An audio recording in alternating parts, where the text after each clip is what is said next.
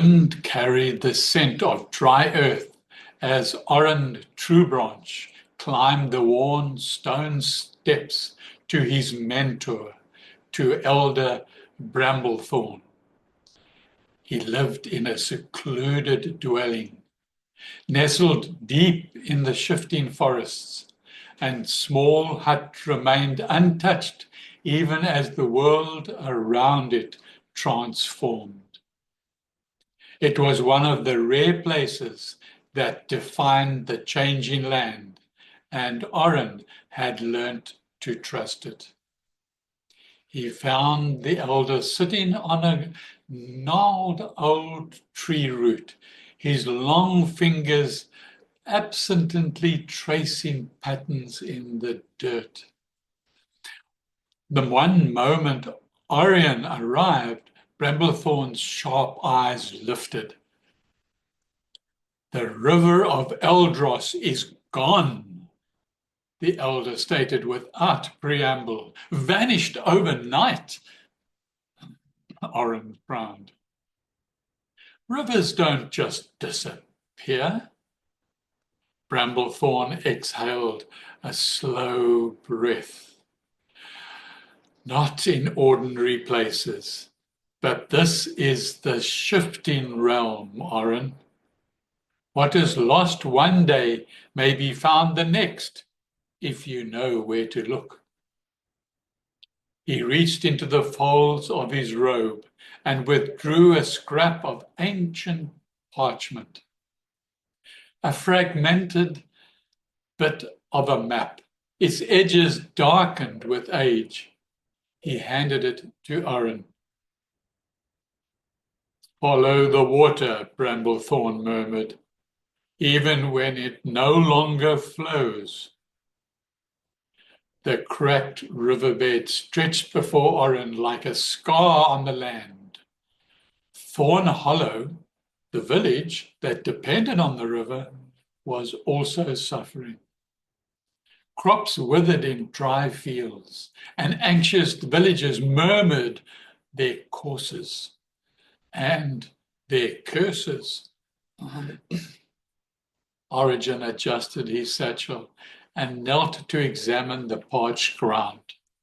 There were traces, faint, iridescent streaks that shimmered under the sunlight, like the ghost of water past. The soft chuckle sounded behind him. "Trying to read the river's memories, are you?" Orin turned to find Mirella, standing with an amused glint in her ever-shifting eyes. Today she had taken the form of a little woman with translucent skin, as if woven from the mist. "And you here because?" Orin asked, brushing the dust from his hands. "Because mystery calls to me," Mirella replied, stepping closer. "And because you make things interesting. Besides, the river didn't just dry up, it moved." "You know where to?" Mirella grinned. "I know where to start looking." So they journeyed along the river's old path, following the strange, iridescent markings. The deeper they ventured, the more the air grew heavy with the scent of damp stone, though no water remained. Then, at the edge of a sheer cliff, the answer revealed itself. There was the river, but it no longer ran through the earth. It flowed through the sky, a shimmering bridge of water suspended like a ribbon across the expanse, arched towards the distant ruins of Orindale. Orin stared, breathing slowly. "That's impossible, what I see."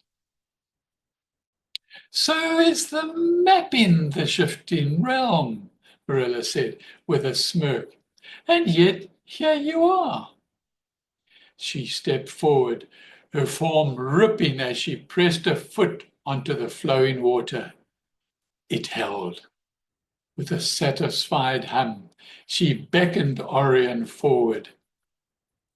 He hesitated, feeling the liquid surface beneath his boots. A sensation like stepping into a stream that both resisted and invited him forward. The bridge pulsed, as though aware of their presence. The ruins of Orindale loomed ahead, half submerged in the floating current. Ancient symbols, shifting as if alive, covered its stone walls. Inside, the air felt thick with the echoes of something lost.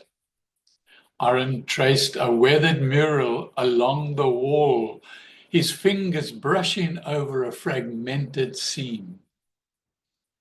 Figures stood before great sundering, their shapes worn by time. The sundering of the first realm, a moment that changed everything. This place remembers, Orin murmured. Mirella, standing beside a stone pedestal, lifted her head. It's about to remember more. She pressed her palm against an engraving, and the ruin shuddered. Water swirled, revealing an artifact embedded in the wall, an ancient crystalline key.